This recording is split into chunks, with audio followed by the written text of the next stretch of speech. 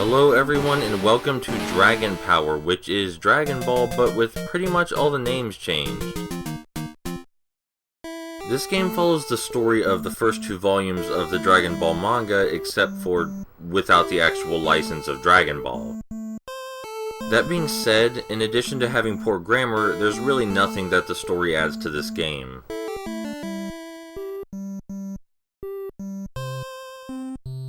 And here we go, most of the gameplay takes place on these top-down adventure screens, which play something like a top-down beat-em-up. Our health is represented by POW, which you can see up there in the upper left-hand corner. It drains as we play normally, and also as we get hit. The enemies all have a random chance of dropping a capsule which contains an item. The most useful of these items, regardless of your current circumstance, is the health. There are other power-ups which are of some mild use, but the stages are all laid out like endurance runs, so health is always the priority. This game is fairly obscure, so the only FAQ of this game insisted that you have to rub yourself up against this guy and smash the B button while taking massive damage, and that is not the case. As you're seeing here, you can totally beat this guy without taking any damage, which definitely cannot be said for every enemy in this game.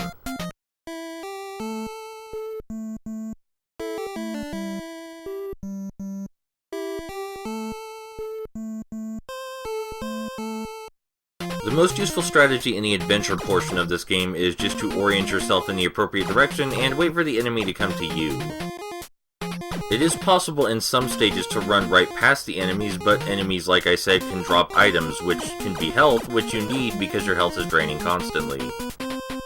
Because of this, sometimes the game can be absurdly easy because the enemies will all drop a ton of health and useful power-ups, and sometimes it will be insanely difficult because the enemies drop nothing. I think that fighting enemies was meant to be something like a risk-reward system, where you have to decide whether fighting the enemy is worth it to get the power-up drop. I don't think making the drops completely random was the appropriate way to achieve that. Enemies could easily drop things all the time, and there's so many different items that there's still no guarantee you would get health. Essentially, a large portion of this game's difficulty depends on completely random elements, and that's not a good thing.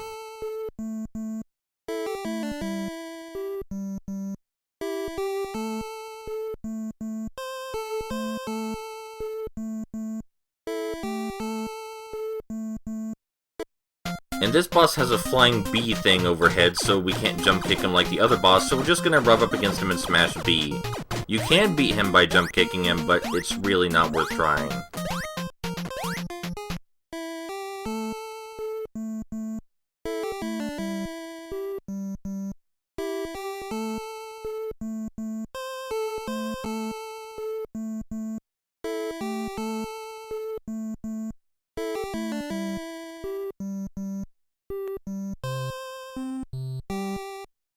You might think now that we've entered a new stage, but no, this is just a second part to the first stage, and if we die here, we will go back to the very beginning.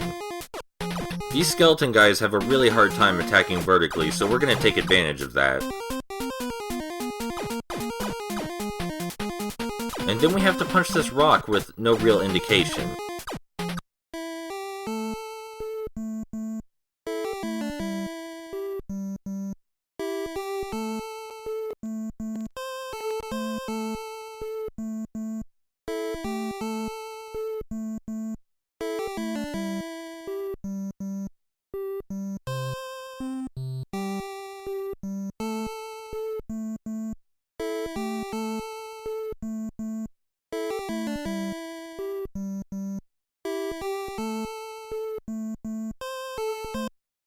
Thankfully in this upcoming part, we can kind of just easily blow past all the enemies and right to our goal. Maybe to balance out the fact that this stage comes in two parts where all the others only have one.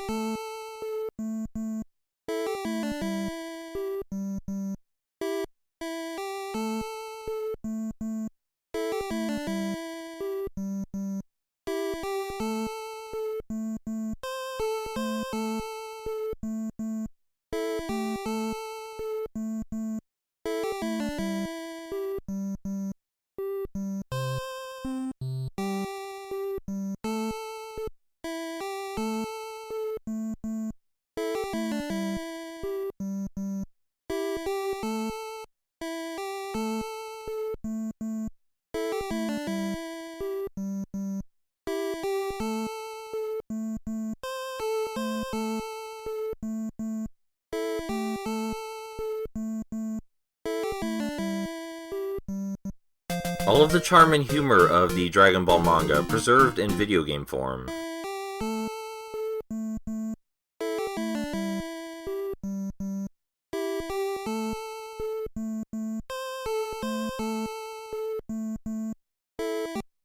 Sometimes enemies block your way of proceeding even though you have no way of knowing that. For example, we needed to kill those crabs to even enter this house.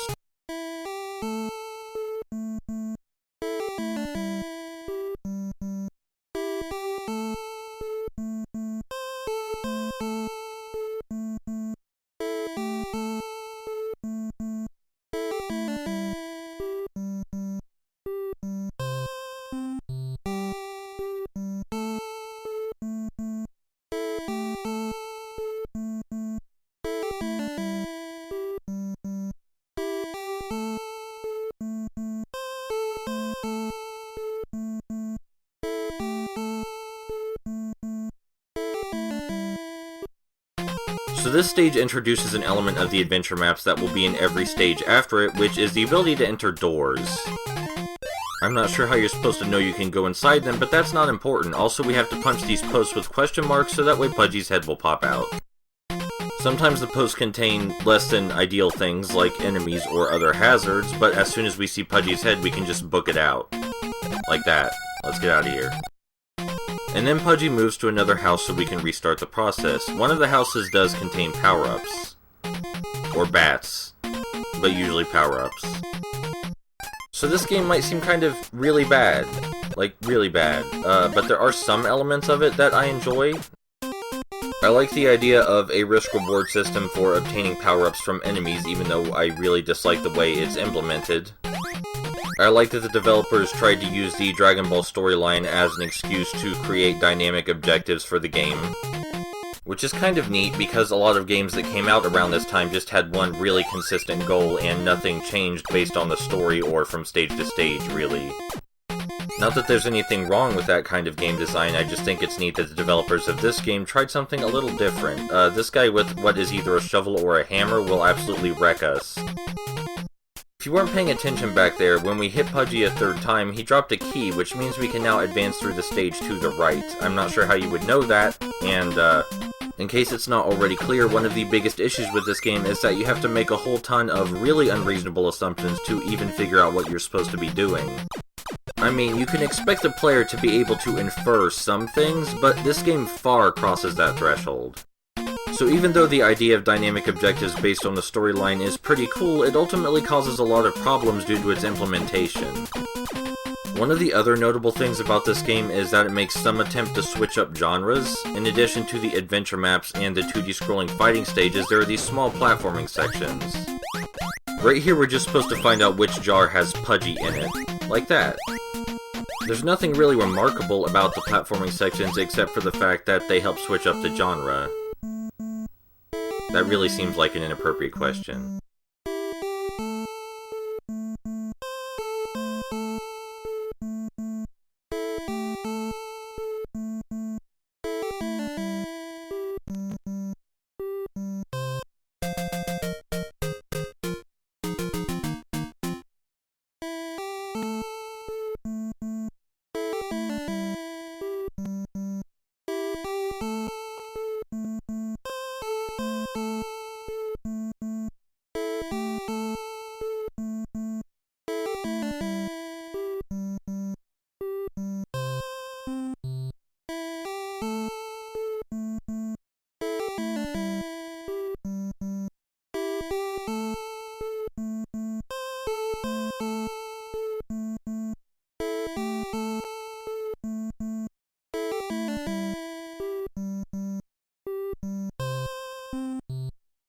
So although this game has some pretty decent ideas, especially for an early licensed work, the implementation is pretty bad.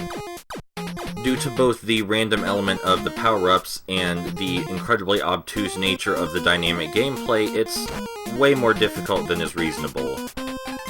And yes, I did just choose the Kamehameha there, you get those from capsules as well for some reason. So I really wouldn't recommend playing this game except maybe as a curiosity, because it is kind of odd, but it's really not terribly well designed in spite of its ideas. So that's Dragon Power.